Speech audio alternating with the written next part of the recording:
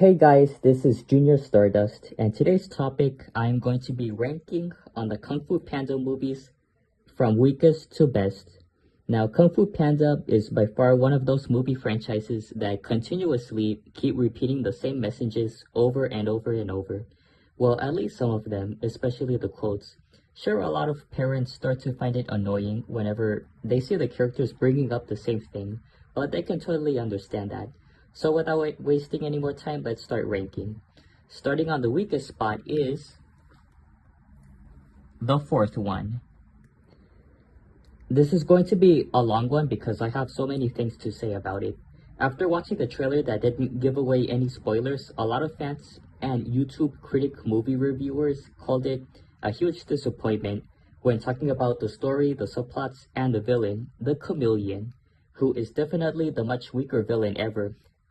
It was awesome seeing her bring back the old villains from the previous films, except the ones from the 3 TV shows. And there are other movies that took inspiration from Spider-Man No Way Home, like for example the Blue's Clues reboot movie from 2022 on Paramount Plus, where Steve and Joe from the original Blue's Clues appear with Joshua De La Cruz. And in the ending scene from Despicable Me 4, where all the villains, including the Minions duology villains, appear inside a jail being happy and dancing. The most disappointing thing everyone became very upset about are the Furious 5 not appearing in the whole entire movie, but they actually did at the ending part. It makes the parents feel like they're watching an episode of the first 2 straight-to-streaming TV shows for the very first time that doesn't include those characters. The ones are The Paws of Destiny on Amazon Prime Video and The Dragon Knight on Netflix. But the only TV show they appeared is Legends of Awesomeness, which appeared on Nickelodeon back in 2011, 13 years ago. Yeah, the same year the second one came out. Legends of Awesomeness was pretty decent in my opinion, whenever I think about the character designs and the backgrounds. Yeah, the 3 television shows are most likely canon to this film series when doing theories of the timelines, the characters' personalities, what the villains were up to, and much more. Yeah, this is the 3rd time the Furious 5 are not included in this movie, and it kind of reminds me of Mushu, the Little Blue Cricket, and Mulan's warrior friends not appearing in the Mulan 2020 remake. My honest opinion on Panda 4, I find it to be okay and don't think of it as the worst, but the worst ones of 2024 goes to Madam Web and Joker 2. Sure, it does have problems like Po refusing to move on from being the Dragon Warrior, but he will in the 6th one when it comes out whatever year in the 2030 decade. The Chameleon not having her backstory being shown, and the scriptwriters that have officially ruined Po's long-lost father's character arc, where we last saw him being brave in the sequels, but in this one, he starts to become nervous of heights, strangers, and fighting with random animals inside a wobbly restaurant. As of now, a lot of adults started saying 4th installments being announced are becoming so unnecessary.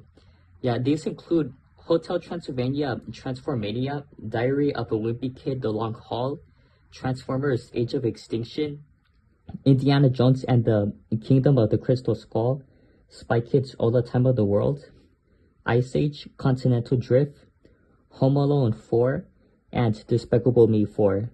Aquafina did a good job voicing the wolf character, who I forgot her name. Yeah, like the wolf character, she did the voice. Yeah, same with Veronica Toscant, the Mexican actress who did the Spanish voice dub of the character, who unfortunately passed away from cancer after the movie's release.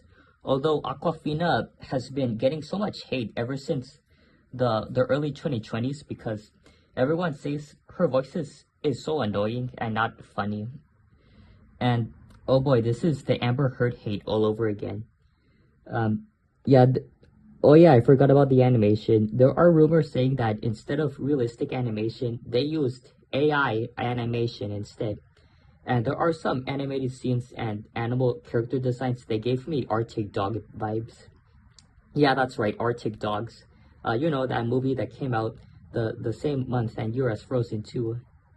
I am so glad Kung Fu Panda 4 didn't flop at the box office after announcing two more sequels left. And what I would like to see in the fifth installment is that it should have a brilliant plot, get rid of the same messages and some running gag quotes from the previous films, and have the other characters get enough screen time. Anyway, coming on the next spot is the third one. It was originally supposed to come out 9 years ago, but got delayed to a year later due to avoiding competition with Star Wars The Force Awakens. Back when it first came out in theaters, a lot of fans and YouTube critic movie reviewers called it the weakest one yet of the franchise, and others say that it's not as good as the first two films, but still worth watching whenever there's nothing fun to watch on movie channels. When I first watched it on Movies on Demand at my family's house during the summer, after the DVD and Blu-ray came out, it was alright. Both this and Zootopia reminded me of the fun things I remember doing during my 6th grade year and 11th grade year in second semester. Then it was up until February 2024 when I went back rewatching the third movie on Netflix while thinking about what everyone just said a long time ago. I was like, yeah, it's definitely the weakest one yet, including Kai, the villain. The animation looks decent, to be honest. Yeah, in my opinion. I am not really a fan of the animation style they changed, but I prefer the animation from the first two movies better that were distributed by Paramount. And yes, that this one is distributed by 20th Century Fox. The fourth one, on the other hand, is distributed by Universal. I understand why they had to change the style because they didn't really have the technology to recreate those old backgrounds and character designs, but that's just the way it is. And besides, they want to make it look so much better with the kung fu action sequences. There are other sequels that did the same thing, like for example, Shrek Forever After, Cars 3, The Croods A New Age, The Nut Job 2, Nutty by Nature, The Secret Life of Pets 2, The Angry Birds Movie 2, and most of the Despicable Me sequels. Are there any repeated scenes we saw from the first film? Why, of course.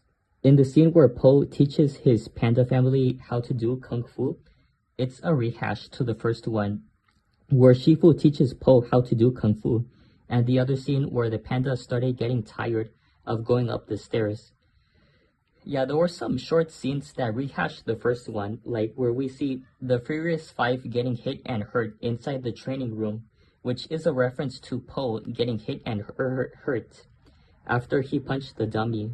Everyone who thought the white paper scroll has nothing written on it, like the dragon scroll, and Po saying to Mantis that he's still green after Kai turned Mantis into a zombie. A reference to the scene where Po says to him that he's the same size as an action figure. Similar to everyone wanting Toy Story 3 to be the last one, I remember sometime during the late 2010s, some Kung Fu Panda fans started saying that the third one should be the last one when hearing about the fourth movie being made. Yeah, the reason why is because they secretly feel like they had enough with Kung Fu Panda, like they did with Ice Age and Hotel Transylvania in comparison.